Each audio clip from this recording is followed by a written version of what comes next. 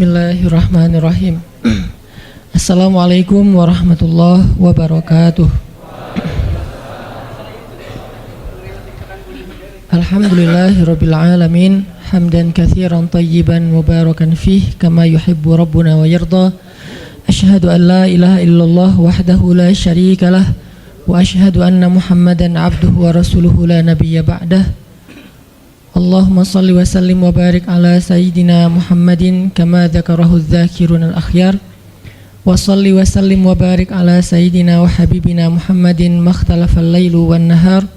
Wa salli wa sallim wa barik ala sayyidina wa habibina wa azimina Muhammad wa alal muhajirin wal ansar. Rabbi shrah li sadri wa yassir li amri wahlul 'uqdatan min lisani yafqahu qawli. Rabbana inna nas'aluka ilman nafi'a wa qalban khashi'a wa amalan salihan maqbula wa hayatan tayyiba. Rabbana ilaika aslamna wa bika amanna wa alaika tawakkalna wa ilaika anabna wa bika khasamna na'udzu bi'izzatika an tudillana antal hayyul ladzi la yamut wal insu wal jinnu yamutun wa ba'. Teman-teman semuanya yang dirahmati Allah Subhanahu wa taala, malam ini kita bisa duduk lagi di Markas Pemuda Hijrah. Ahlan wa sahlan bikum. Selamat datang buat semua anak muda Bandung. Mudah-mudahan Bandung ini menjadi salah satu di antara mercusuar dakwah di seluruh Indonesia. Ketika pemuda-pemudanya memberikan sebuah tren yang baik kepada anak muda di seluruh Indonesia dengan gaya dan style anak muda, nongkrong di masjid, mendengarkan sharing tentang kebesaran Allah Subhanahu wa taala. Mudah-mudahan dengan kayak gitu kita bisa memperbaiki iman kita kepada Allah, memperbaiki hubungan kita dengan Allah, yang pastinya nanti Allah akan memperbaiki hubungan kita dengan sesama manusia. Jadi kaidah dasarnya, siapa yang memperbaiki hubungannya dengan Allah, man aslaha ma bainahu wa bainallah aslahallah ma bainahu wa bainan nas. Siapa yang memperbaiki hubungannya dengan Allah, Allah perbaiki hubungannya dengan manusia. Manusia di sini termasuk keluarga, tetangga, masyarakat, bahkan dengan pemimpin dengan rakyatnya, antara satu golongan dengan golongan yang lain, satu agama dengan agama yang lain. Itu semuanya diawali dengan islah ma bainana wa bainallah, memperbaiki urusan antara kita dengan Allah Subhanahu wa taala. Jadi ketika anak muda secara tren mulai berbondong-bondong datang ke rumah Allah untuk balikan sama Allah, maka Allah Subhanahu wa taala akan memperbaiki juga urusan mereka di kantornya, di kampusnya, di sekolahnya, di gedung dewannya, di istananya, dan seterusnya dan seterusnya. Dimulai dari kita balikan dulu kepada Allah Subhanahu wa taala setelah selama ini kita mutusin Allah tanpa kita sadari. Selama ini kita cuekin Allah tanpa kita sadari. Selama ini kita anggap Allah bukan prioritas dalam hidup kita tanpa kita sadari. Sehingga dengan tren anak muda mulai datang lagi ke rumah Allah, sujud sejajar antara kepalanya dengan kakinya, dan beristighfar ngajak Allah untuk balikan dalam kebaikan-kebaikan, maka Allah itu Maha Pengampun lagi Maha Penyayang. Teman-teman semuanya, malam ini kita sharing tentang diam. Benar gak sih? Benar ya? Tentang diam.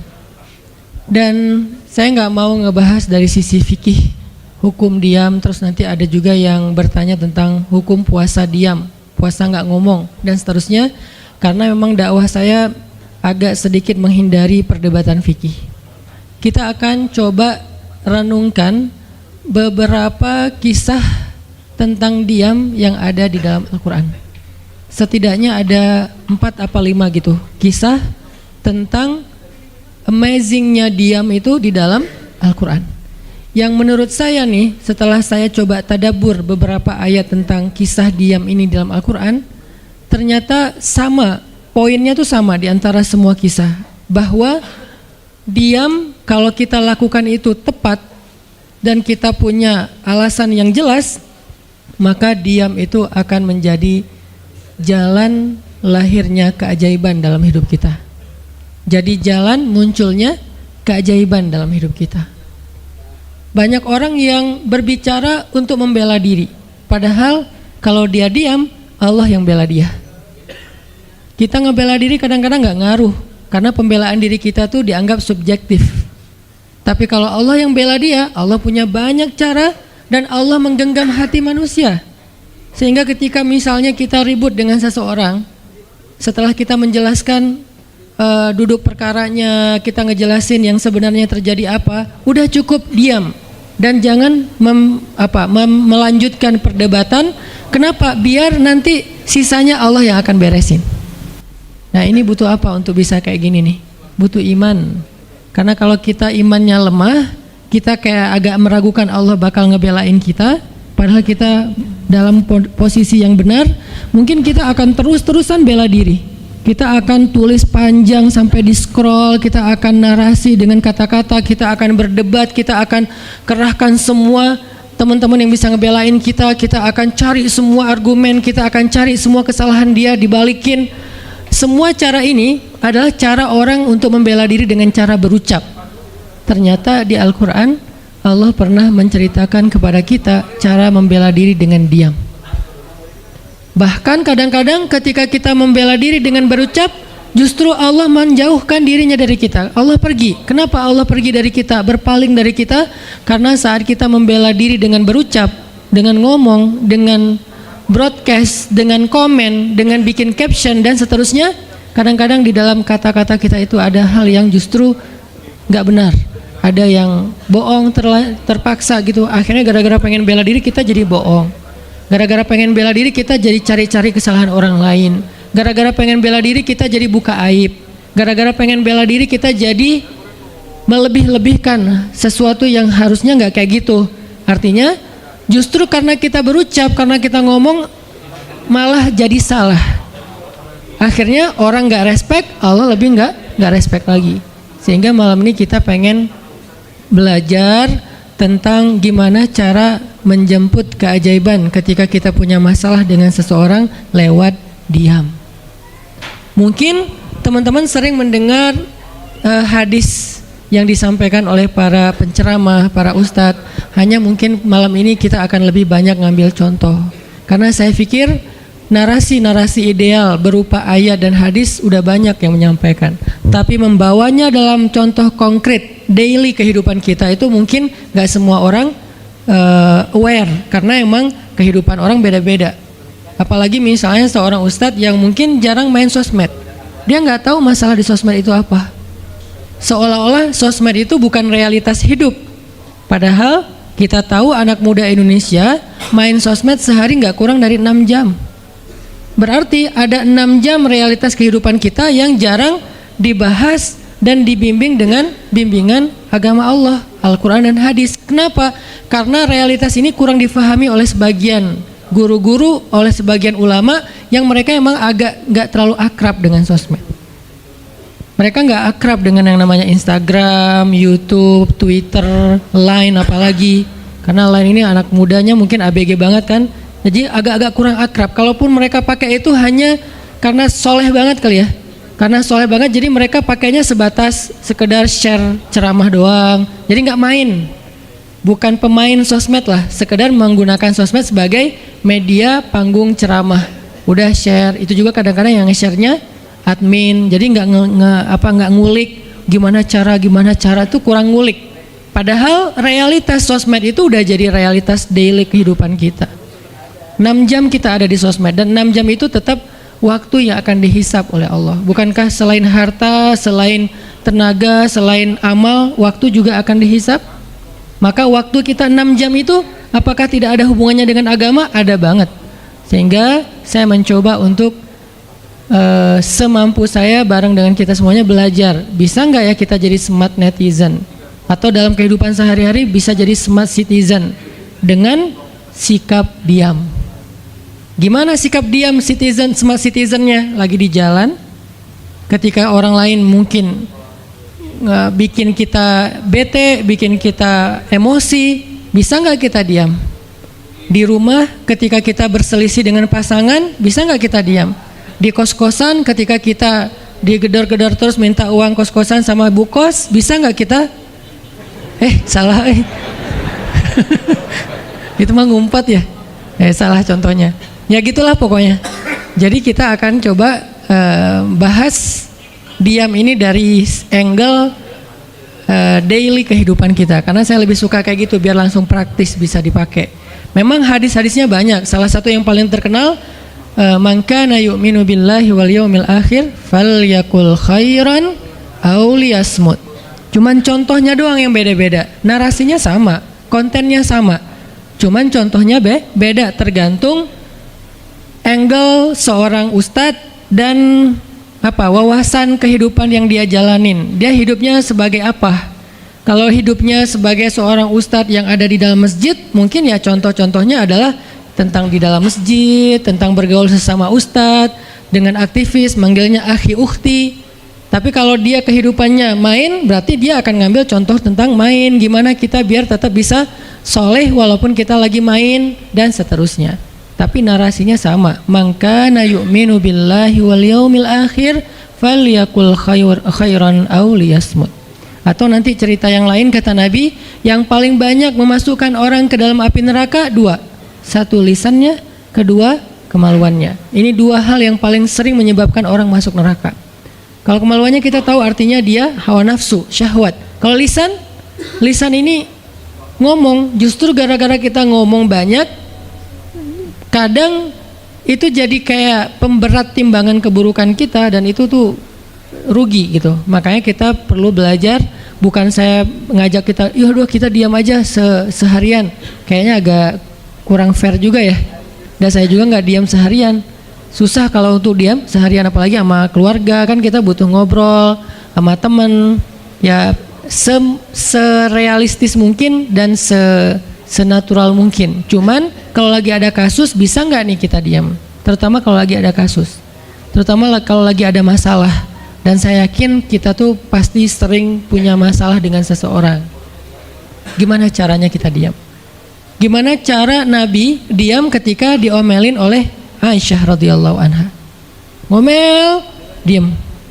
Aisyah ngomel kepada Nabi, nggak menceritakan aib orang lain, nggak mencela, cuman ngomel karena lagi cemburu. Nabi diam. Beres Nabi diam, baru Nabi nanya, udahan Aisyah? Udahan. Terus Aisyah mau apa? Udah. Jadi nggak didebat sama Nabi. Padahal Nabi kalau mau mendebat, hadisnya banyak banget. Tinggal sesungguhnya saya bersabda, kan beres ya. Udah selesai. Tapi kok Nabi nggak pakai hadis? Kok malah kita yang pakai hadis Nabi untuk mendebat? Sementara Nabi pemilik hadis nggak pakai hadis buat berdebat. Kalaupun beliau berdebat, perdebatan yang positif, perdebatan yang konstruktif, yang membangun, yang memberikan hasil yang insya Allah tetap menjaga akhlak. Itu yang disebut dengan wajadilhum billati hiya ahsan. Tapi kalau dengan keluarga, Nabi itu nggak suka debat. Istrinya ngambek, istrinya rame-rame nggak mau nggak mau ngomong sama Nabi, ya udah Nabi di mihrab ngomong aja sama Allah sama Jibril. Ternyata lebih dahsyat lagi, ketika Nabi di mihrab ngomong sama Allah dan Jibril doang, akhirnya istri-istrinya lebih dari seminggu ngerasa kayak, nasib kita gimana ya, kok Nabi udah nggak mau ngomong sama kita lagi, kok kita digantung gini gitu kan ya. Akhirnya turunlah ayat Al-Quran yang menegur istri-istri Nabi gara-gara perilaku mereka kepada Nabi. Ini menunjukkan bahwa ayat-ayat tentang diam itu menjadi solusi itu luar biasa loh. Dan saya pengen malam ini sebagai motivator, katanya sebagai motivator saya pengen memotivasi kita supaya kita percaya diam itu solusi. Diam itu keajaiban. Nggak usah komen itu ternyata, nggak nge-reply komen head itu ternyata bagus. Nggak usah terlibat dalam perdebatan di sosmed, itu tuh bagus banget. Saya hari ini tadi sore posting tentang update berita di Palestina. Ada seorang perempuan yang ditembak di perbatasan sama orang Israel. Kenapa saya turn off si komennya? Karena saya tahu ini akan mengundang emosi. Jadi takutnya malah kemana-mana kan. Jadi ngomong politik, jadi ngomong apa, mending di turn off aja deh. Tapi kalau yang lagi saya dibully, saya biasanya nggak nge-turn off. Yang di turn off tuh hal-hal yang sifatnya memunculkan polemik yang semakin melebar. Jadi kurang produktif. Akhirnya kita offin dulu komennya. Tapi saya tetap pengen share itu biar orang update berita dari sana tuh lagi apa. Dan mudah-mudahan saya berharap itu di repost orang banyak, akhirnya jadi minimal membangun awareness masyarakat dunia bahwa Palestina itu layak untuk merdeka. Dari dulu udah layak untuk merdeka sejak mereka dijajah oleh Israel. Itu aja doang sih kampanyenya. Tapi saya nggak mau kampanyenya melebar kemana-mana sehingga di offin dulu aja komennya. Kenapa? Off komen itu kadang-kadang bagian dari diam baik. Ngapain juga kita ladenin komen yang macam-macam, walaupun mungkin komennya itu ada yang kita berpihak sama dia, sepaham dengan dia, ada yang beda, tapi tetap aja saya lihat kadang-kadang komen itu berlebihan, sampai muncul kalimat-kalimat mencela, sampai marah-marah, sampai caps lock tanda seru kan ya. Ini kan nggak nyaman lagi kan kalau udah kayak gini, mending diam. Nah di sini kita pengen belajar, diam itu ternyata ajaib. Diam itu ternyata benar-benar kata orang emas. Diam itu ternyata solusi. Diam itu ternyata pembelaan diri yang paling efektif. Kalau selama ini kita masih percaya membela diri yang paling efektif ngomong, membela diri yang paling efektif itu bikin postingan, membela diri yang paling efektif itu bikin caption yang bagus, membela diri yang paling efektif itu komen, membela diri yang paling efektif itu minta pembelaan dari manusia. Ternyata mungkin itu benar, tapi ada yang lebih efektif lagi, membela diri dengan diam. Dan gimana cara membela diri dengan diam sampai mendatangkan keajaiban, itu yang akan kita coba renungkan malam ini. Oke, yang pertama kita akan baca kisah diam di surat Maryam, surat favorit saya. Coba teman-teman buka surat Maryam, surat 19. Di dalam surat ini ada dua adegan diam. Pertama, adegan diamnya Nabi Zakaria. Yang kedua, adegan diamnya Maryam. Surat 19, surat Maryam, ayat 10.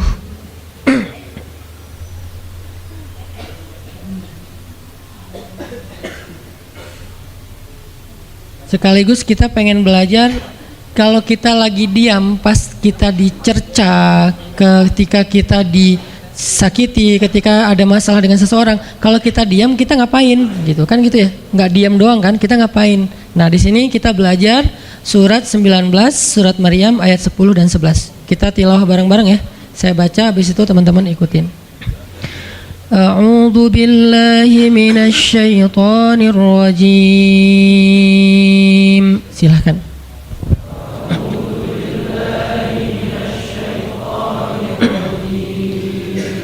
Bismillahirrahmanirrahim.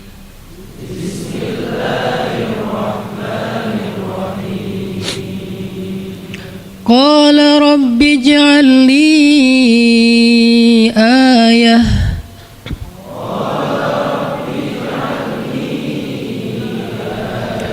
Qala ayatuka alla tukalliman nasa thalatha layalin sawiyya.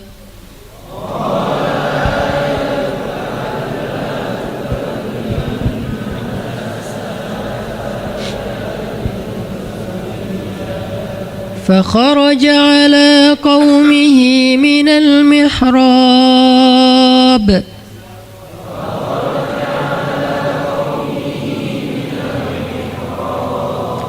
فأوحى إليهم أن سبحوا بكرة وعشيا.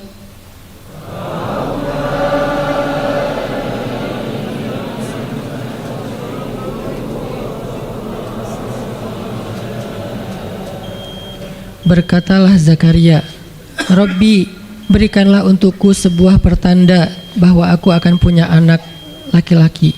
Allah berfirman, tanda-tanda bagimu adalah engkau tidak akan bisa berbicara dengan manusia selama 3 malam berturut-turut. Maka keluarlah Zakaria kepada kaumnya dari mihrabnya dan memberi mereka isyarat supaya mereka bertasbih kepada Allah setiap pagi dan petang. Ini adalah adegan, kita lanjutin sekitar 2 menit sebelum azan. Ini adalah adegan ketika Nabi Zakaria dapat berita gembira akan punya anak laki-laki. Karena Nabi Zakaria berdoa minta anak laki-laki dari sejak nikah sampai usia 80 tahun. Kurang lebih sekitar 50 tahun berdoa. Lama banget, ya Allah beri anak, ya Allah beri anak. Sampai iparnya udah punya anak keren namanya Maryam. Iparnya adalah Imran. udah punya anak, keren banget, cewek, solehah, dari kecil udah beribadah di Masjid Aqsa. Zakaria masih minta anak, ya Allah, ya Allah, ya Allah. Sampai puncaknya Zakaria ngelihat Maryam dapat makanan dari langit. Zakaria datang ke mihrab Maryam, terus di situ udah ada makanan yang bukan dibawa oleh Zakaria. Zakaria nanya, "Anna laki hadza ya Maryam?" Maryam dapat dari mana makanan ini? Kata Maryam, "Huwa min indillah," dari Allah, kata Maryam. Gimana caranya? Kata Maryam, Allah punya cara sendiri. Allah yarzuqu may yasha bighairi hisab. Terserah Allah gitu. Masya Allah, Masya Allah. Zakaria kagum sama Maryam, langsung pergi ke mihrabnya Zakaria, sholat. Dan di dalam sholatnya Zakaria berdoa, hunalika da'a Zakaria rabbah. Di saat itulah Zakaria benar-benar nangis berdoa kepada Allah, ya Allah, Rabbi habli min ladunka dzurriyyatan thayyibah innaka sami'ud du'a. Ya Allah, beri saya anak seperti dia, seperti Maryam. Engkau maha mengijabah doa dan saya enggak pernah berputus asa meminta kepadamu. Udah 50 tahun lebih. Tiba-tiba Allah bilang, ya Zakaria, inna nubasyiruka bi ghulam ismuhu Yahya lam naj'al lahu min qablu samia. Zakaria, sekarang kami akan perkenankan doamu, kamu akan punya anak, beri dia nama Yahya. Belum pernah ada anak seperti dia yang soleh di muka bumi. Zakaria kaget, walaupun doa, tapi beliau masih berpikir kayak, gimana caranya saya punya anak? Ini kayak tarik-tarikan antara logika manusia dengan iman. Imannya percaya Allah Maha Kuasa, tapi logikanya gimana caranya? Istri saya sudah tua, saya juga udah tua. Lalu Nabi Zakaria bertanya untuk biar lebih tenang, supaya logikanya nggak ragu lagi. Kalau imannya udah mantap, tinggal logika. Zakaria tanya, beri saya ij'al li ayah, beri saya bukti tanda gimana cara saya punya anak. Kata Allah, tandanya alla tukalliman nas salasa layalin sawiya. Kamu tiba-tiba nggak bisa ngomong. Kamu sehat, kamu nggak punya masalah, tapi kamu nggak bisa ngomong. Mau ngomong tuh gak bisa. Kamu bisa tilawah, kamu bisa zikir, tapi kamu gak bisa ngomong. Bisa subhanallah, subhanallah, subhanallah. Bisa alhamdulillahi rabbil alamin. Gak bisa. Jadi baca Quran, kalau ada Quran, tapi dulu kan Taurat ya. Baca Taurat bisa, zikir bisa, hayya ala sholah, kalau azan ada azannya bisa. Pokoknya semua bisa kecuali mau ngomong tuh gak bisa. Masya Allah ya, luar biasa. Kenapa? Karena Allah pengen Zakaria zikir aja 3 hari. Jangan ngomong dengan manusia walaupun ucapannya baik, kecuali zikir. Jadi kalau mau ngomong dengan manusia, subhanallah, masya Allah, alhamdulillah, bismillah, cuman gitu doang ngomongnya. Gak bisa, lu mau kemana? Gak bisa. Insya Allah gitu. Jadi cuman bisa zikir. Saking Allah pengen Zakaria menghabiskan 3 hari sebelum Allah tunjukkan keajaiban hanya dengan berzikir. Apa poinnya di sini? Kalau kita pengen ada keajaiban dalam diam, maka isilah diam kita dengan zikrullah. InsyaAllah nanti kita lanjutkan setelah sholat isya. Bismillahirrahmanirrahim. Teman-teman semuanya, kita lanjutkan tadabbur kita terhadap ayat di surat Maryam, ayat 10 dan 11, kisah keajaiban yang diperoleh oleh Nabi Zakaria alaihissalam. Dengan Allah anugerahkan untuk beliau anak yang super duper keren luar biasa yang bernama Yahya alaihissalam. Dan salah satu cara Allah Subhanahu wa taala mendidik Nabi Zakaria untuk menjemput keajaiban itu adalah Allah menyuruh Zakaria untuk diam dan mengisi diamnya dengan zikratullah bukratan wa asiyya, mengingat Allah pada waktu pagi dan pada waktu petang. Artinya diisi dengan zikir. Dan waktu itu Nabi Zakaria menurut ulama tafsir, beliau tidak cacat lisannya, benar-benar bisa ngomong. Hanya tidak bisa bicara dengan manusia, tapi bisa berzikir. Jadi beliau bisa zikir, bisa mengucapkan kalimat-kalimat Alkitab, yaitu Taurat. Beliau bisa membaca ayat-ayat Allah, beliau bisa mengucapkan kalimat bismillah dan seterusnya, tapi nggak bisa ngomong dengan manusia. Dan itu terjadi selama 3 malam. Dan akhirnya setelah 3 malam, Nabi Zakaria tiba-tiba dapat berita gembira kalau istri beliau hamil. Ini pelajaran penting banget buat kita. Kalau ini pernah berlaku terjadi kepada Nabi Zakaria, keajaiban dengan cara kayak gini, maka ini juga akan terjadi kepada kita. Itulah alasan kenapa kisah tersebut direkam dalam Al-Quran, supaya dia menjadi pelajaran hudan lil muttaqin. Itu kenapa Allah katakan Al-Quran hudan lil muttaqin, petunjuk bagi orang yang bertakwa, orang yang pengen memperbaiki diri, orang yang pengen dapat solusi. Muttaqin, orang yang pengen wa may yattaqillaha yaj'al lahu makhraja, dapat jalan keluar. Wa yarzuqhu min haitsu la yahtasib, dikasih rezeki yang enggak terduga-duga. Wa may yattaqillaha yaj'al lahu min amrihi yusra, diberikan kemudahan. Wa may yattaqillaha yaj'al lahu yukaffir anhu sayyi'atih, dihapuskan semua dosa. Wa yu'dhim lahu ajra, dikasih reward yang berlipat-lipat. Maka siapa yang pengen dapetin keajaiban-keajaiban orang bertakwa itu, maka jadikanlah Al-Quran sebagai petunjuknya, hudan lil muttaqin. Nah, gimana cara kita jadiin Al-Quran sebagai petunjuk? Jawabannya juga ada di ayat yang sama, la raiba fih, jangan ragukan ayat-ayat Al-Quran, termasuk kisah-kisah yang ada di dalamnya. Sehingga kalau kita benar-benar percaya kisah Nabi Zakaria mendapatkan keajaiban dengan cara diam dan zikir, maka kita coba terapin itu dalam masalah hidup kita, insya Allah kita juga akan mendapatkan keajaiban dan kejutan seperti yang didapatin oleh Nabi Zakaria. Itu pesan poin yang ada di dalam ayat 10 dan 11 surat Maryam. Sehingga buat sebagian orang yang mungkin ngerasa selama ini sering disakiti, sering dicuekin, sering didebat, sering diapain, jangan terlalu diladenin. Kadang-kadang ada teman saya nanya ke saya, Ustadz, ini ada yang ngomongin Ustadz gini di sosmed, perlu kita balas nggak nih? Saya bilang udah diamin aja. Itu tuh santai, tapi sebetulnya itu ada kayak alasan kenapa saya memilih sikap itu, bukan karena kayak males ribut. Sebetulnya kadang-kadang kan ribut itu kayak nyenengin ya, kayak olahraga apa ya, emosi gitu kan. Rame-rame di sosmed itu kayak asik kan, kayak kita nge-game gitu kan. Jadi nge-replay komen-komen orang kayak lucu-lucuan gitu. Saya pernah lihat Rachel V-nya bagus juga sih. Ini bukan dalam hal negatif tapi positif, makanya saya sebutnya nama. Rachel itu kan main kemarin ke Australia sama New Zealand. Terus ada dia lagi foto-foto gitu di sana bareng dengan suaminya.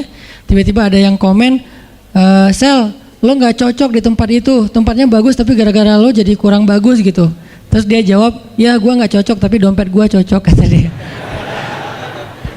Kadang-kadang perlu digituin juga sih ya, biar paham. Karena kata Ustaz Abdul Somad, sombong kepada orang yang sombong adalah sedekah. Tapi itu mah pilihan. Rasal memilih sikap santuy. Tapi dengan dia guyonin, kalau saya memilih sikap diam aja deh. Karena saya takut kalau saya ngomong malah jadi panjang debatnya, dan saya merasa nggak mampu untuk selalu membela diri dengan argumen. Karena membela diri dengan argumen kadang-kadang ya, kalau bahasa Ustadz Umar Mita, orang yang mencintaimu tidak butuh alasan, orang yang membencimu tidak akan menerima alasan. Jadi kayak ya udahlah, diamin aja. Ternyata dengan kita diam muncul aja keajaiban, banyak keajaiban. Jadi benar-benar saya percaya banget diam itu tuh keajaiban, dan itu berlaku dalam dakwah, berlaku dalam masalah keluarga.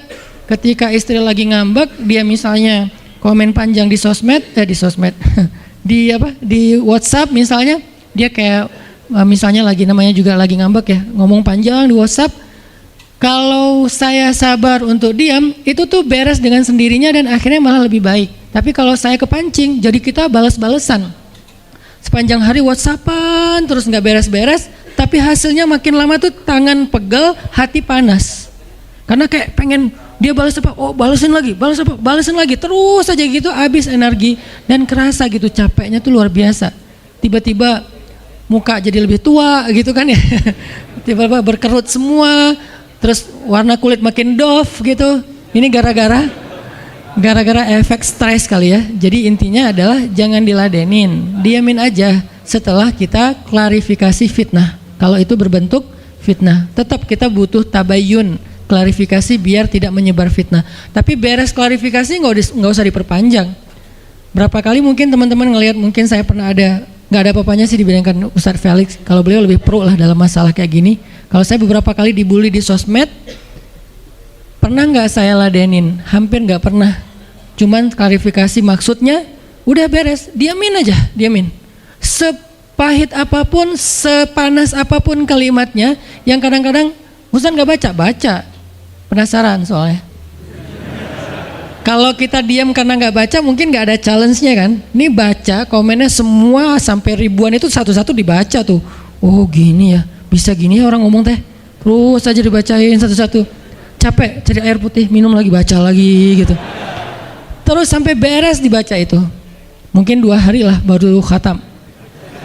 Saking banyaknya komen. Tapi mencoba lagi belajar, bukan udah jago, enggak, sama sekali enggak. Mencoba lagi belajar, bisa enggak setelah udah panas banget, gergetan banget, beberapa udah bisa banget tuh dibalesin, di replay. Jangan deh, ada yang udah di replay panjang, dihapus lagi nggak jadi. Kenapa? Karena masih belajar yakin diam itu keajaiban. Dan selama ini saya ngebuktiin diam itu emang keajaiban. Kenapa? Karena Allah pernah mengisahkan kisah Zakaria dan kisah-kisah yang lain, bagaimana mereka dapetin keajaiban dengan cara diam. Ini yang kita coba pengen rubah sedikit persepsi kita. Nggak selalu bela diri dengan ngomong, kadang kita bela diri itu dengan diam. Nggak selalu kita dapetin keajaiban itu dengan hanya mengandalkan manusia, tapi justru kita dapetin keajaiban saat kita mengandalkan Allah Subhanahu Wa Taala. Itu tuh dahsyat. Yang kedua, sekarang setelah Nabi Zakaria dapat keajaiban anak yang soleh banget, sampai Allah kisahkan di ayat 13 gimana solehnya dia, 14, 15 dan seterusnya. Sekarang kita baca kisah kedua, yaitu kisah Sayyidah Maryam, yaitu ada di ayat 26. Petikannya ada di, cuplikannya ada di ayat 26. Kalau kisah Maryam mah dimulai dari ayat 16 ya. Tapi yang masalah diam itu ada di ayat 26, 27, 28 dan 29. Bismillahirrahmanirrahim. Silahkan.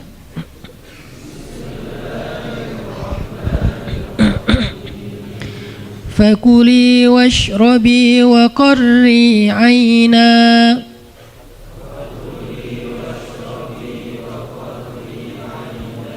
fa imma tarayinna minal bashari ahadan fakuli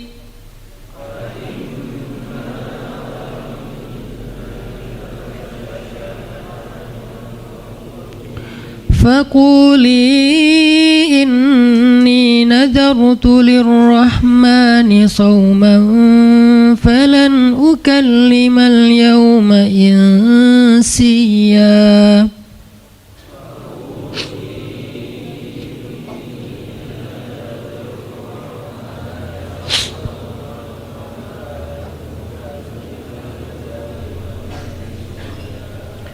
فأتت به قومها تحمله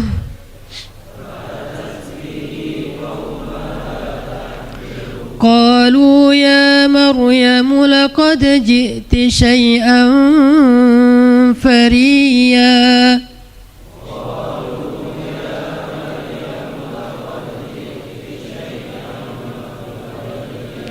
يا أخت هارون ما كان أبوك امرأ سوء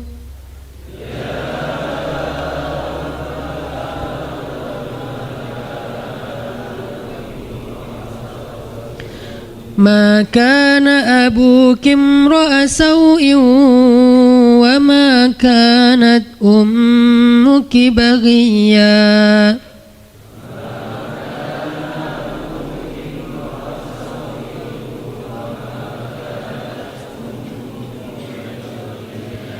فأشارت إليه قالوا كيف نكلم من كان في المهد صبيا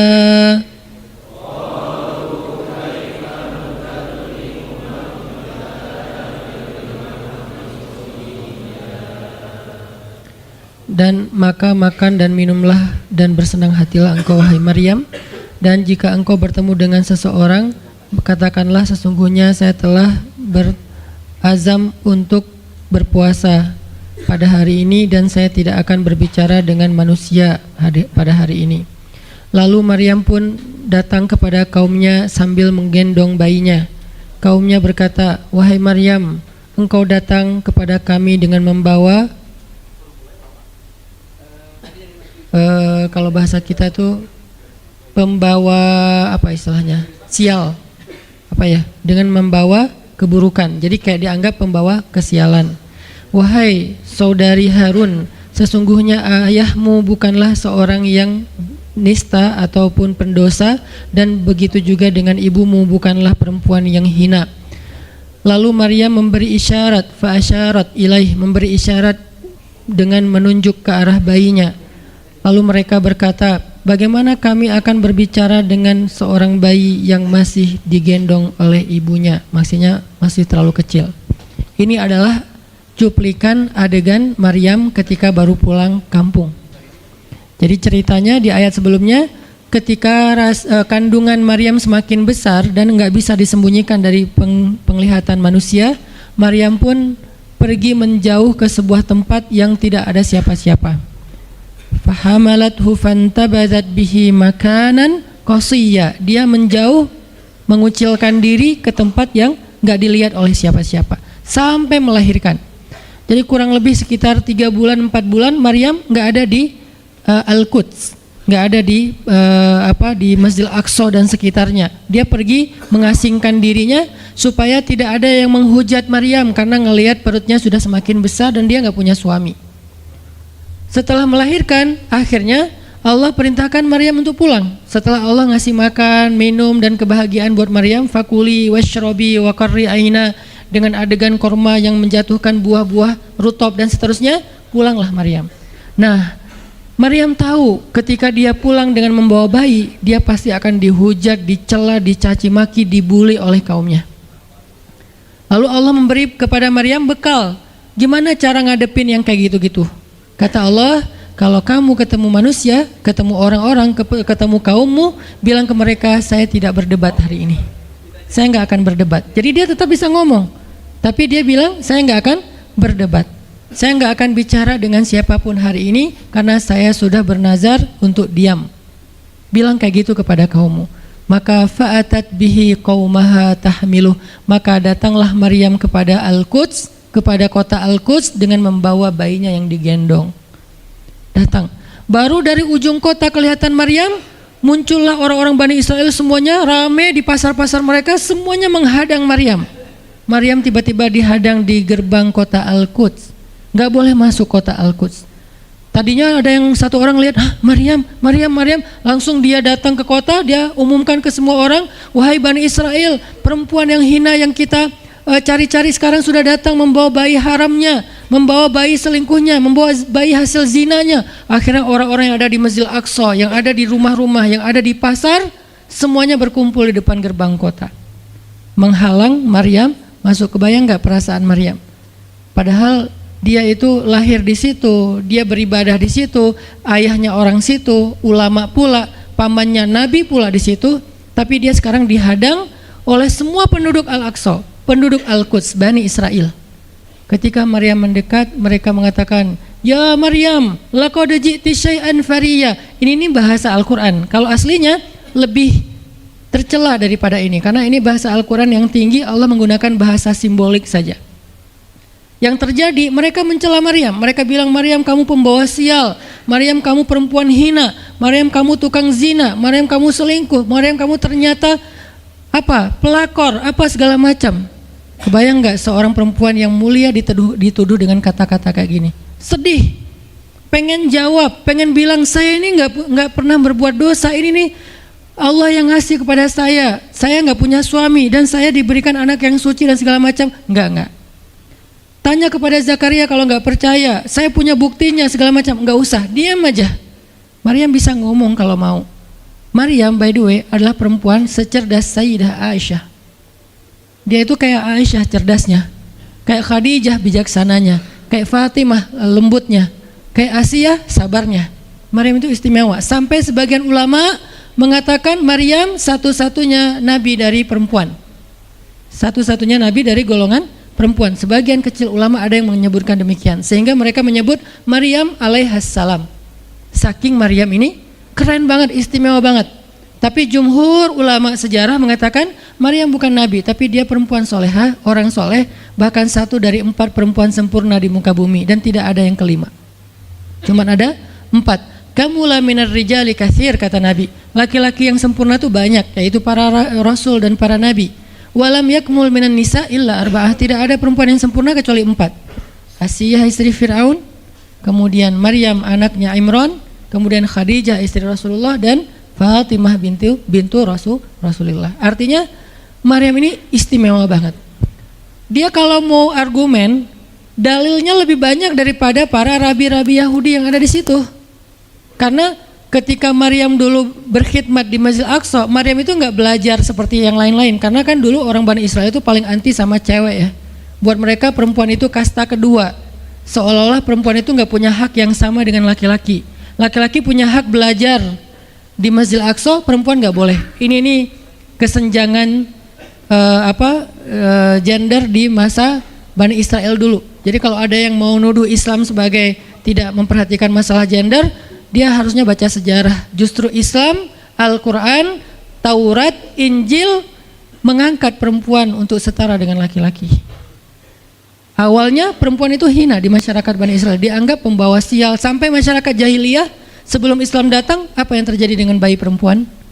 Dibenamkan dalam pasir hidup-hidup, dibunuh, dilempar dari bukit supaya mati langsung seketika. Kenapa? Termasuk Umar pernah membunuh bayi perempuan. Umar radhiyallahu an. Kenapa dia sedih banget? Karena dia ingat masa lalu ketika dia pernah membunuh bayi perempuan. Kenapa mereka membunuh bayi perempuan? Karena dianggap perempuan ini membawa sial. Tapi datang Islam mengubah tradisi itu, mengubah persepsi publik. Yang tadinya perempuan dianggap hina, dalam Islam dikatakan surga ada di bawah telapak kaki ibu. Muncul harga diri perempuan naik. Apalagi sebaik-baik kalian, yang paling baik untuk istrinya, dan aku yang paling baik untuk istriku di antara kalian. Muncul lagi hadis, kalau seandainya laki-laki mau bersabar terhadap istrinya, maka harusnya dia bersabar 70 kali sehari kalau dia disakiti oleh istrinya. Yang ke 71 baru dia boleh marah. 70 belum boleh marah. Jadi perempuan, ibu-ibu, istri kalau mau bikin suaminya sebel sampai 69 atau 70 boleh lah. Tapi yang ke 71, nah ini udah layak dimarahin. Tapi kan nggak pernah ada sampai 70 kan? Paling juga 10%-nya lah, 7 kali sehari, dan itu istiqomah setiap hari. Hari ini kok kamu gini lagi sih, kemarin udah beda hari, jadi beda hitungannya, 0 lagi mulai dari awal. Tapi nanti ada hadis penyeimbang. Nabi itu kan bijaksana banget. Yang diajarin bukan cewek doang, cowok juga diajarin. Ketika hadisnya supaya memuliakan perempuan ada, nanti ada lagi hadis laki-laki. Seandainya seorang perempuan menjilat luka dan darah dan nanah di tubuh suaminya, itu belum bisa membayar satu saja kebaikan suami kepada dia. Jadi menjilat lukanya aja belum bisa bayar kebaikan, terus ngapain marah-marah coba. Sehingga dua-duanya ada nasihat untuk suami. Kalau istrinya lagi ngambek, namanya juga lagi sedih, ya udah kamu sabar aja 70 kali. Untuk istri, jangan ngambek, karena kalau kalian berbuat baik aja belum bisa bayar kebaikan mereka. Terus gimana dong Ustadz? Ya udah, sekarang solusinya adalah sama-sama mengambil sisi baiknya. Kayak gitu nasihat Nabi. Makanya saya agak kurang setuju kalau khutbah Jumat itu memakai hadis menjilat darah dan nanah, karena yang dengar suami. Wah bener nih khutbah Jumat, saya senang banget khutbah Jumat hari ini. Pulang-pulang, mah tadi khutbah Jumat keren banget nih mah, saya kebenaran aku catat nih mah. Gak bisa. Kalau khutbah Jumat pakailah hadis sabar 70 kali, menasihati suami. Kalau majelis taklimnya ibu-ibu, masalah tadi, seandainya saya boleh menyuruh manusia sujud kepada manusia, saya suruh sujud istri kepada suami. Masing-masing ada hadisnya, jangan disilang. Ini nggak bijak dalam ceramah, karena harusnya memberi nasihat yang bisa memperbaiki, bukan menambah tuntutan baru. Wah bener nih, kalau suami saya dengar, untung harusnya suami saya datang. Ustadz boleh nggak acara selamatan di rumah saya nanti temanya ini gitu. Kalau perlu ngundang ustadz yang dia kenal, request dulu untuk ngemojokin pasangan, ini nggak bijak. Balik lagi ke cerita tadi, Maryam tuh pinter banget, cerdas banget. Dari kecil dia udah hafal Taurat. Ibarat anak sekarang hafal Quran. Dan lebih sulit ngafal Taurat daripada Quran. Kenapa? Karena bahasa Al-Quran itu sastra banget. Jadi ngafalnya itu kayak ngafal syair. Itu aja udah susah kan? Kebayang gak ngafal Taurat? Lebih sulit lagi tuh. Dan Maryam dari usia di bawah 5 tahun udah khatam Taurat. Udah tahu tafsir Taurat usia 7 tahun. Bahkan saking keren dan pinternya Maryam, kadang-kadang ketika Maryam ngobrolin tentang Taurat sama Zakaria, itu Zakaria sampai geleng-geleng kepala. Maryam, gitu maksudnya? Sampai nanya ke Maryam, gitu om maksudnya. Maryam ngomongnya ke Zakaria udah kayak ngajar gitu. Saking pinternya Maryam. Jadi hadis-hadis Zakaria Maryam hafal. Kan para anbiya tuh punya hadis kan? Hadis Zakaria dihafal oleh Maryam. Tauratnya Musa dihafal oleh Maryam. Kebijaksanaan para nabi dihafal oleh Maryam. Dia dari usia 10 tahun itu udah jadi ulama besar Maryam. Artinya kalau misalnya orang mau berargumen dengan Maryam, dia punya banyak bahan, dia punya banyak narasi. Dia lagian Maryam itu pintar ngomong. Tapi Maryam diam. Jadi kalau kita ngerasa pintar ngomong, pintar komen, pintar apa, tetap aja kita punya alasan harusnya kita diam, karena Maryam yang lebih daripada kita ternyata juga diam. Akhirnya Maryam diam. Dikatakan ya ukhta Harun, diingatkan lagi dengan kemuliaan keluarga Imran.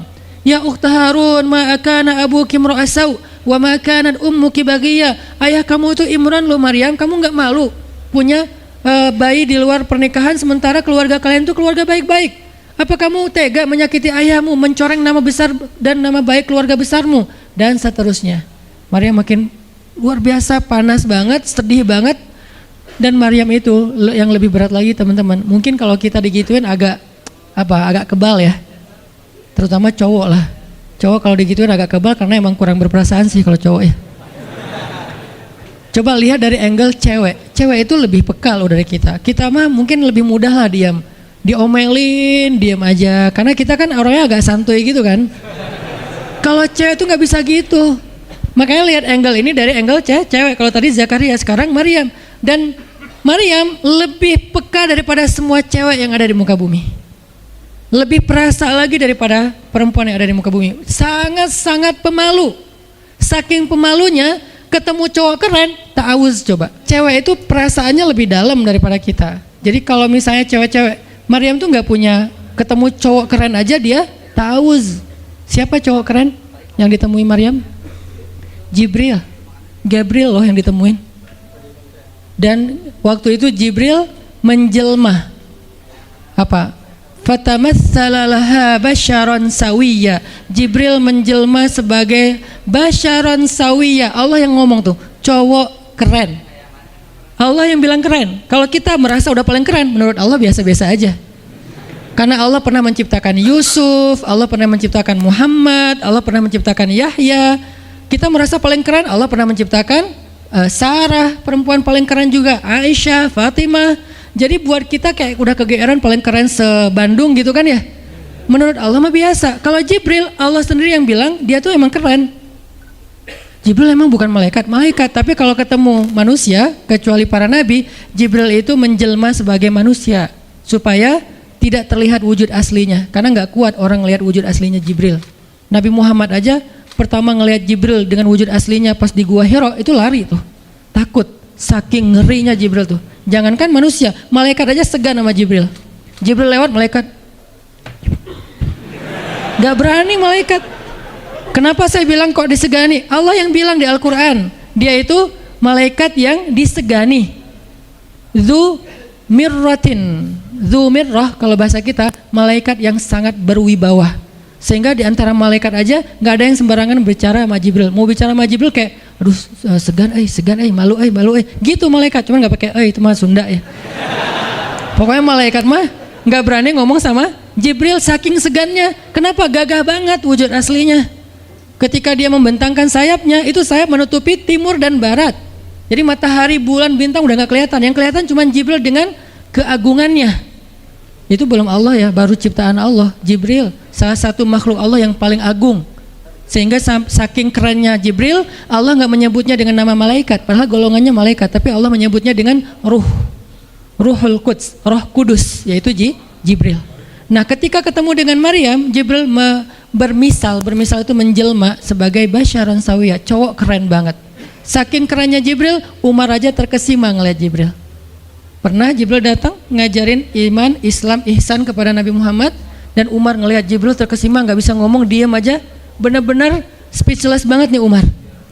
Jibril udah pulang, Baru Nabi nanya, Umar tahu nggak itu siapa? Hah, apa Rasul? Gitu. Saking masih kayak terkesima. Apa Rasul? Tahu nggak barusan siapa? Siapa ya Rasulullah? Saya nggak kenal orang itu, kok keren banget. Kata Rasul, itulah Jibril. Masya Allah itu Jibril. Ya Alhamdulillah bisa ngeliat Jibril langsung, tahu gitu tadi.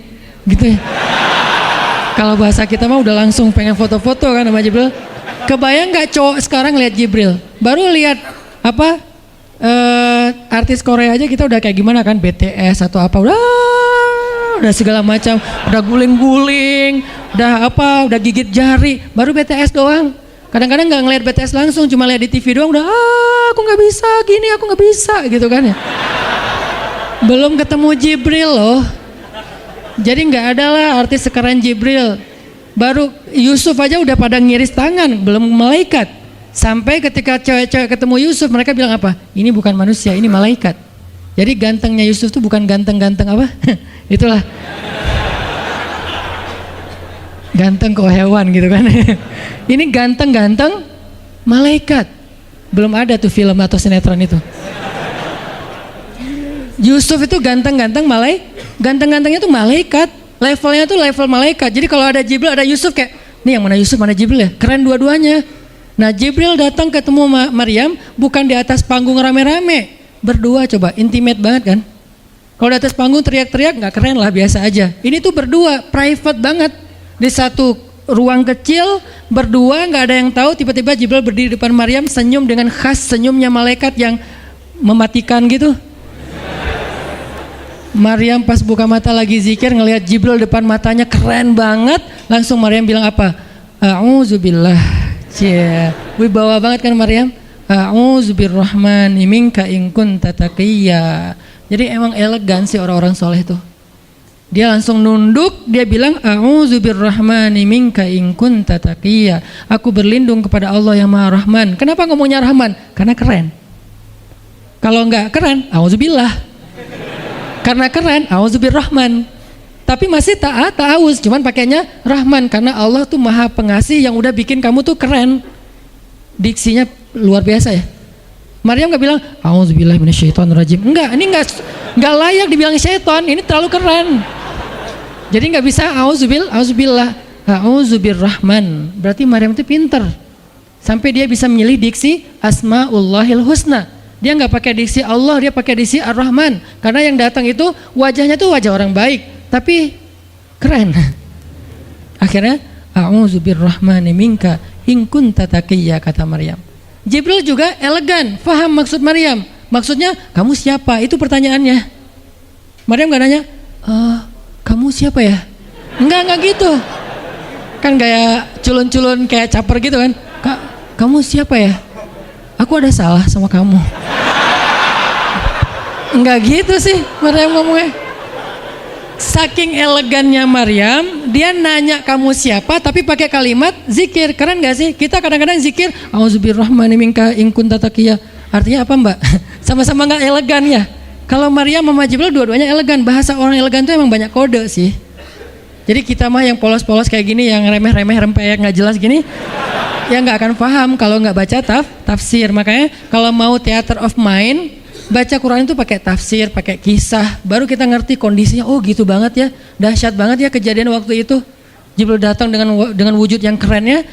Maryam pengen nanya kamu siapa? Kok tiba-tiba masuk ruangan saya? Tapi bahasanya a'udzubirrahmani minka in kunta taqiyya. Aku berlindung kepada Allah yang Maha Baik darimu kalau kamu takut kepada Allah. Maksudnya kamu siapa? Takut gak kamu sama Allah? Baru Jibril mengatakan, saya adalah utusan Allah, berarti malaikat, untuk memberi kabar kepadamu kalau kamu akan punya anak. Baru Maryam melihat, gimana saya punya anak? Ya udah ada obrolan nih. Dan mereka udah biasa aja, oh Jibril, saya kira siapa? Udahlah, nggak mungkin. Artinya udah kayak gitu nih kesolehan Maryam. Artinya Maryam itu orang yang sangat peka banget, perasaannya dalam banget.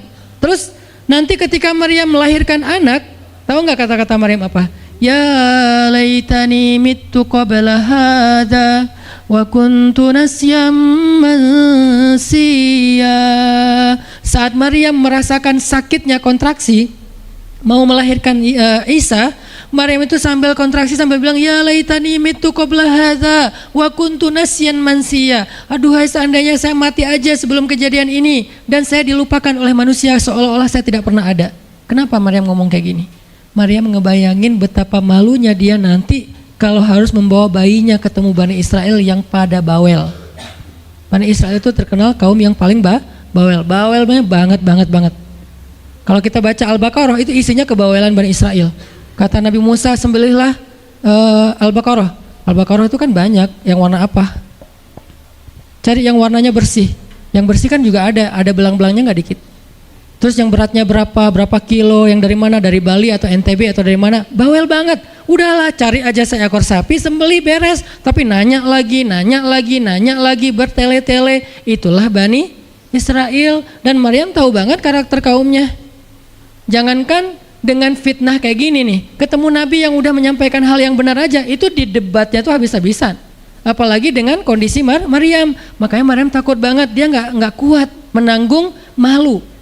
Kalau kita mungkin masih kuat lah nanggung malu, kadang-kadang malah malu-maluin gitu kan. Kalau Maryam nggak kuat nanggung malu, berarti orang yang seperti ini harusnya kan berat banget untuk diam kan, nggak akan kuat diam, harusnya dia ngomong gitu, dia belain diri. Tapi Maryam itu sisi lainnya adalah perempuan yang mukminah, siddiqah, sangat yakin sama Allah. Allah suruh diam, ya udah diam. Gimana pun dihujat, diam. Kata Allah diam.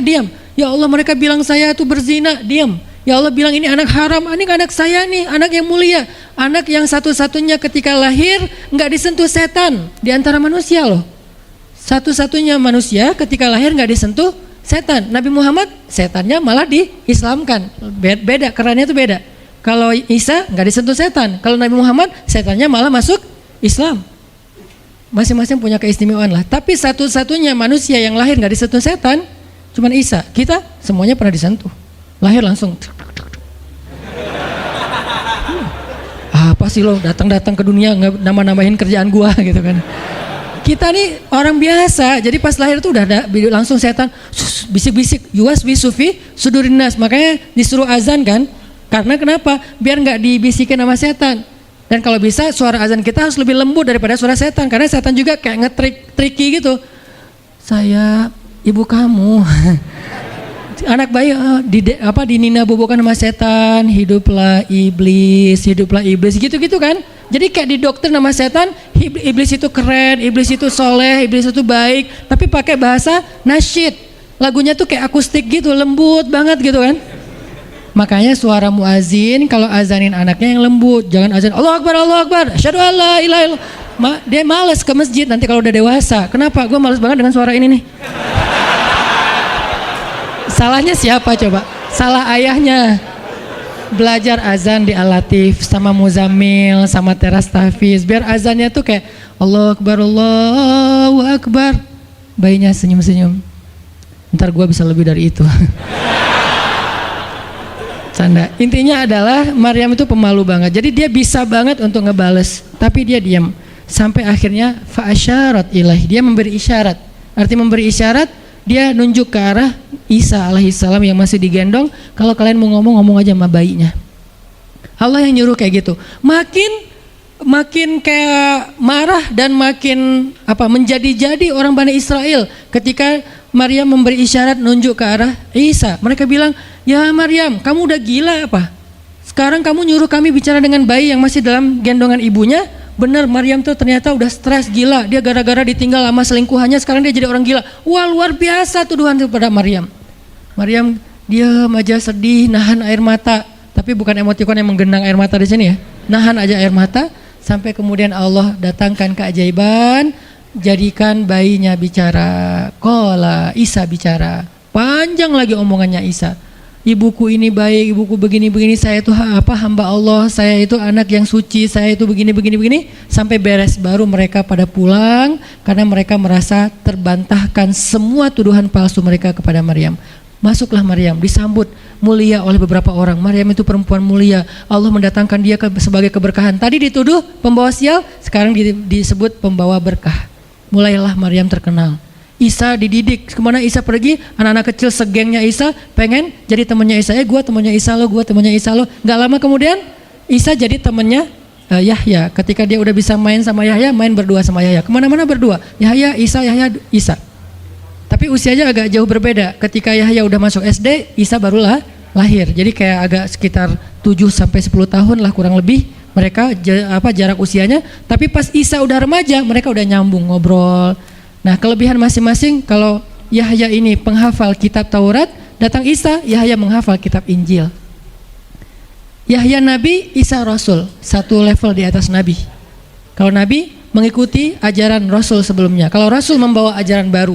Jadi sebelum Isa lahir, Yahya mengikuti ajaran Musa dengan kitab Tauratnya. Setelah Isa lahir, Yahya mengikuti ajaran Isa dengan kitab Injilnya. Jadi bisa dibilang Nabi yang mengikuti dua ajaran Rasul, Yahya alaihissalam. Dia menghafal dua kitab suci sekaligus, Taurat dan Injil. Perempuan Maryam radhiyallahu anha, dia menghafal kitab Taurat dan Injil dari anaknya sendiri. Inilah kisah Maryam yang mendapatkan keajaiban dengan cara diam. Terakhir, kisah Nabi Muhammad SAW ketika beliau bahasa lebih tepatnya dalam tanda petik ya, biar nggak bisa disalahin, kayak didiemin lah sama istri-istri beliau, gara-gara istri-istrinya ngambek. Di dalam surat At-Tahrim, surat 66, coba kita buka, surat 66. Ini juga kalau teman-teman baca kisah surat ini tuh luar biasa ya, kita kayak baca novel atau kayak nonton film, keren banget. Saya memang senang banget dengan sirah Nabi dan para anbiya, dan terutama kalau sirah ini berbentuk storytelling, bukan data sejarah ya, karena membaca data sejarah itu emang agak-agak liar sih. Tapi kalau storytelling kan kita adegan ya, wah seru ya, itu lebih keren daripada Disney, Marvel, Endgame, satu apalah. Lebih seru baca sirah kalau kita paham. Surat 66 ayat 4, ayat 5. Ayat 5. Itu tuh ceritanya, saya langsung ke ceritanya aja. Ceritanya kan waktu itu Nabi itu punya kebiasaan kalau habis asar sampai maghrib, Nabi ngapain pertanyaannya? Apa sih yang dilakuin Nabi antara asar dengan maghrib? Ternyata kebiasaan Nabi di hari Jumat antara asar bukan hari Jumat, di hari-hari biasa antara asar dengan maghrib itu adalah keliling ke rumah-rumah istrinya. Antara asar dengan maghrib itu waktu family time lah, keliling antara rumah-rumah istrinya. Kalau nggak habis dalam satu hari, besok dilanjutin.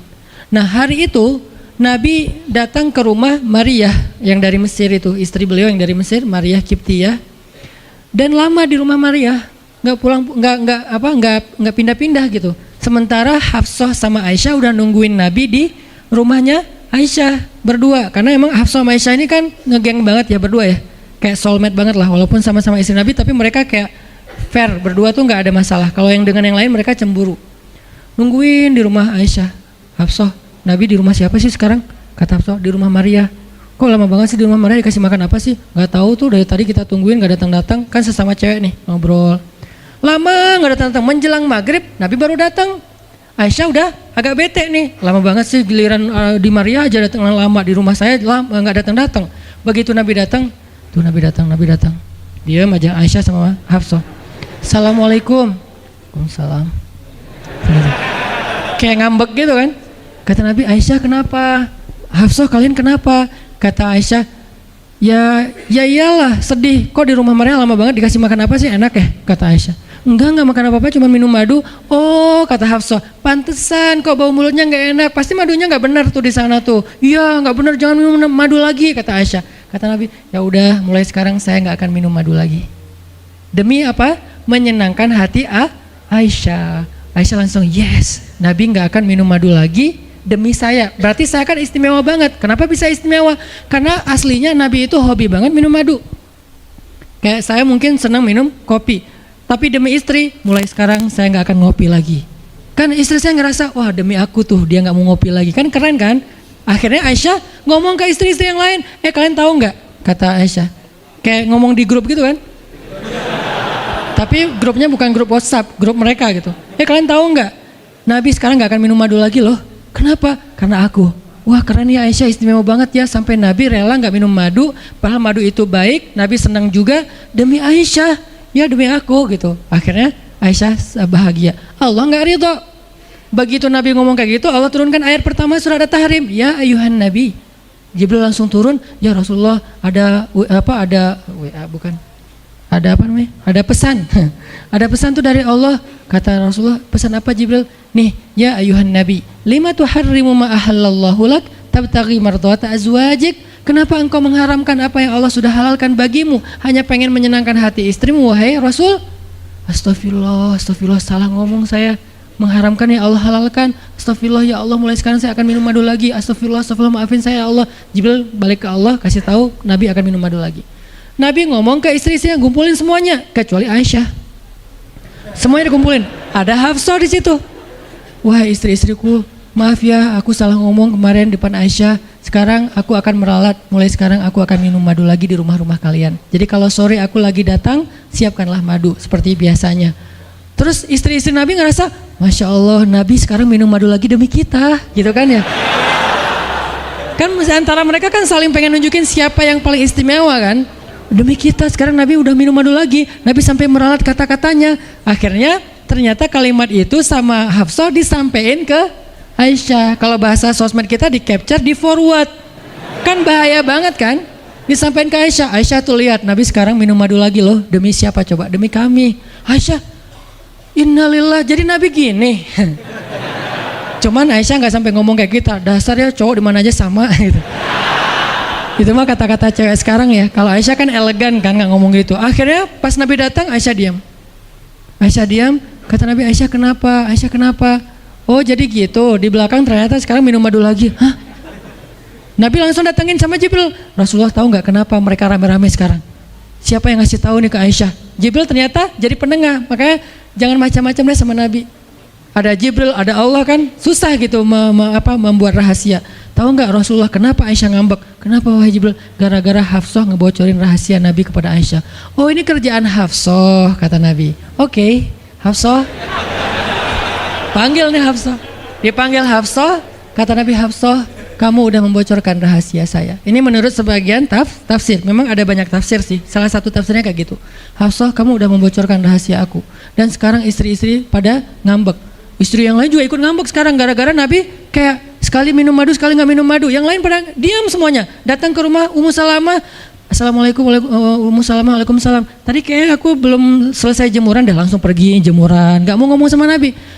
Maria, assalamualaikum, waalaikumsalam. Kayaknya tadi aku lagi sibuk nyetrika deh. Jadi nggak ada yang mau ngomong sama Nabi. Diam semuanya. Nabi kan jadi sedih kan. Gara-gara siapa coba? Gara-gara Hafsah. Akhirnya Nabi bilang, Hafsah, aku kecewa banget dengan sikap kamu. Kamu nggak jaga rahasia aku. Sekarang aku antar kamu pulangnya ke rumah Umar. Bahasa lainnya diceraikan. Hafsah dicerain sama Nabi. Kerennya Hafsah pas digituin, dia cuma nangis. Dia nggak bilang, ya Rasulullah, Rasul tega nyerain saya, terus saya gimana? Gitu. Enggak.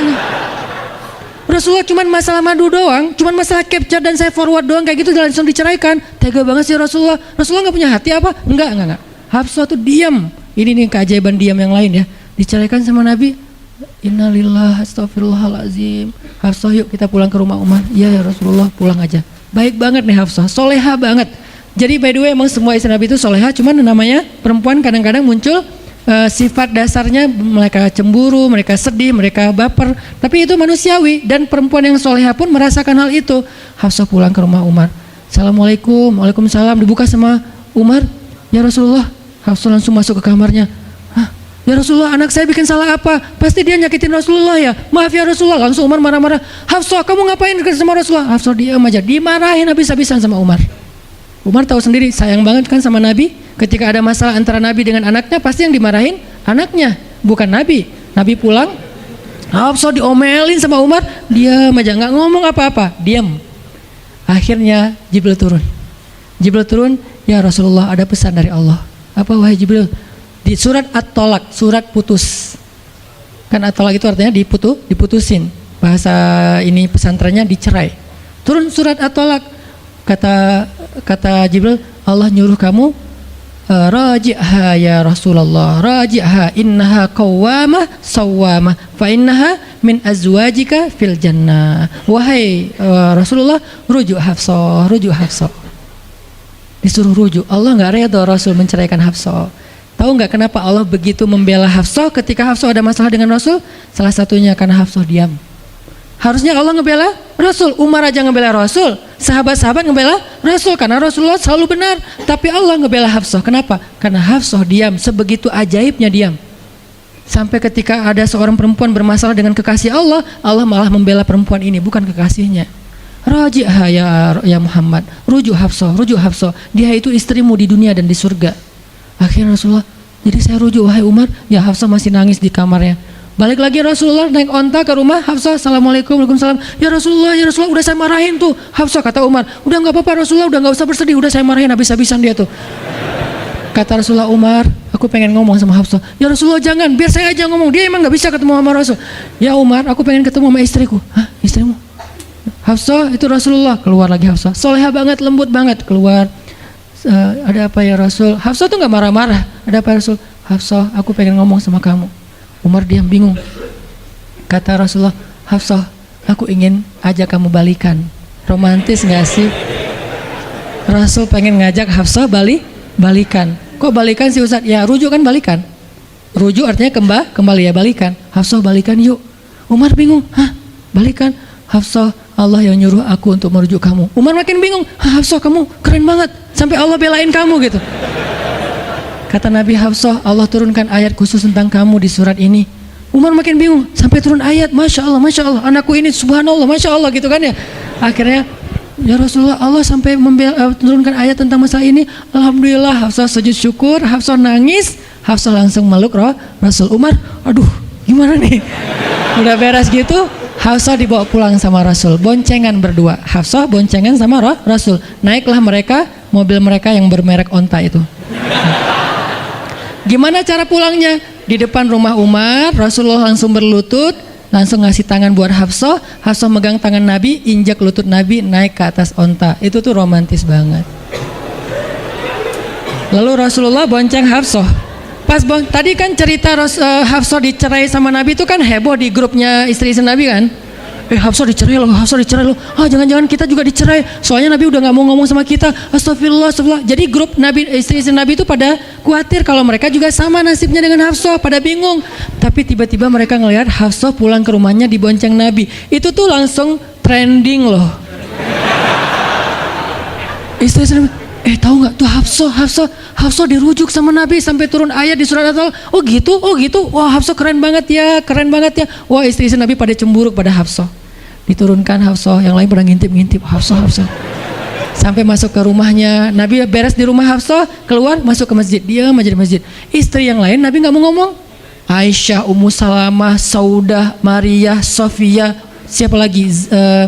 Yang Zainab bintu Jahsy, semuanya Nabi diamin, nggak mau diajak ngomong. Datang satu-satu, ya Rasulullah mau dibuatin minum apa? Astagfirullah, subhanallah. Datang lagi Aisyah, Rasulullah capek, subhanallah. Diam semuanya, nggak ada yang mau diajak ngomong sama Nabi. Udah mereka akhirnya pada pulang, bingung. Nasib kita gimana ya? Tanya ke Hafsah yuk. Sekarang Hafsah jadi kayak selebritinya. Hafsah pada datang ke rumah Hafsah. Hafsah bantuin kita dong. Sampai Aisyah aja yang tadinya kayak apa? Bisa dibilang kayak pemimpin istri Nabi kan. Aisyah paling cerdas, paling disayang sama Nabi. Sekarang Aisyah diam-diam ngomong, Hafsah bantuin dong. Kita nih lagi digantung sama Nabi. Kata Hafsah sekarang kan kayak lagi di atas angin gitu. Kalian sih nyakitin Rasul, cie. Hafsah tuh kayak wah, lagi masa-masanya Hafsah gitu kan. Hafsah gimana dong? Ya udah ngomong aja langsung sendiri. Rasulullah nggak mau ngomong sama kita. Ya udah coba minta tolong ke ayah kamu Aisyah, kan ayah kamu dekat sama Rasulullah. Akhirnya ngundang Abu Bakar. Ya Abu Bakar, baca deh tafsir dari ayat-ayat ini. Abu Bakar datang, ayah tolongin kami dong. Kenapa? Kami itu dianggurin sama Nabi, didiamin, digantung udah seminggu lebih. Jangan-jangan kami juga dicerai kayak Hafsah. Kalau Hafsah dicerai tapi udah dirujuk, kami gimana nasibnya? Akhirnya ya udah biar aku yang ngomong sama Rasul. Datanglah Abu Bakar ke masjid. Rasul lagi zikir. Ya Rasulullah, itu istri-istrimu mutus saya. Subhanallah. Ya Rasulullah, Masya Allah. Ya Rasulullah, la ilaha illallah. Abu Bakar aja Rasul nggak mau ngomong sama dia. Padahal Abu Bakar itu udah paling akrab sama Nabi. Abu Bakar diam, nggak bisa diajak ngomong nih. Abu Bakar balik lagi ke rumah istri-istri Nabi. Kata istri Nabi, gimana Abu Bakar? Astagfirullah, innalillah, gimana kalau Abu Bakar aja nggak bisa, gimana yang lain? Terus akhirnya datang lagi ke Hafsah, Hafsah bantuin dong, kita udah nggak jelas nasibnya nih. Kata Hafsah, ya udah aku minta tolong ayahku ya. Hafsah masih kayak nggak mau langsung ke dia gitu. Ya udah aku minta tolong ayahku ya, panggillah Umar. Ayah bantuin mereka dong, nasib mereka sekarang lagi terkatung-katung gitu. Umar marah, kalian sih. Nah, tadi kan yang diomelin Hafsah kan, sekarang diomelin semua istri Nabi, diomelin sama Umar. Dan salah satu kalimat omelannya Umar itu tuh kerennya Umar sampai di-repost sama Allah. Coba, ada nggak manusia yang kata-katanya di-repost Allah? Nggak ada, cuman Umar. 2 kali kata-kata Umar di-repost oleh Allah. Arti di-repost apa? Ditayang ulang di Al-Quran. Kan repost itu berarti tayang ulang kan? Di capture, langsung di copy, paste, langsung ditayangin. Itu tuh kata-kata cuman Umar yang pernah digituin sama Allah. Kata-kata Umar apa? Ayat ke-5.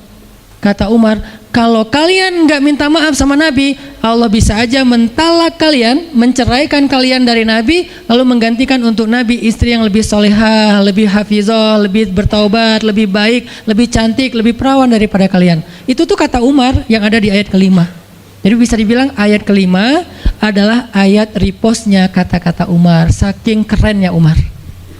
Sampai Nabi pernah bilang, kalau ada Nabi setelah aku, Umar lah orangnya, cuman nggak ada Nabi setelah aku. Jadi kalau ada orang yang benci sama Umar, saya heran, dia baca sirah apa? Karena Umar tuh keren banget, Abu Bakar tuh keren banget. Kalau kita baca sirah mereka dahsyat tuh.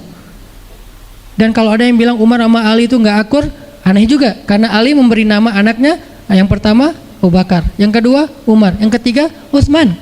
Ketika ditanya sama Umar, ya Abul Hasan, kamu memberi nama mereka dengan nama-nama kami, kenapa? Kata Ali, aku berharap mereka jadi orang soleh seperti kalian.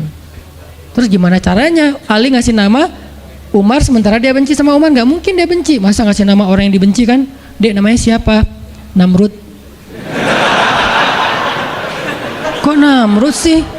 Kan ayah saya benci banget sama Namrud. Datang lagi, dek namanya siapa? Iblis.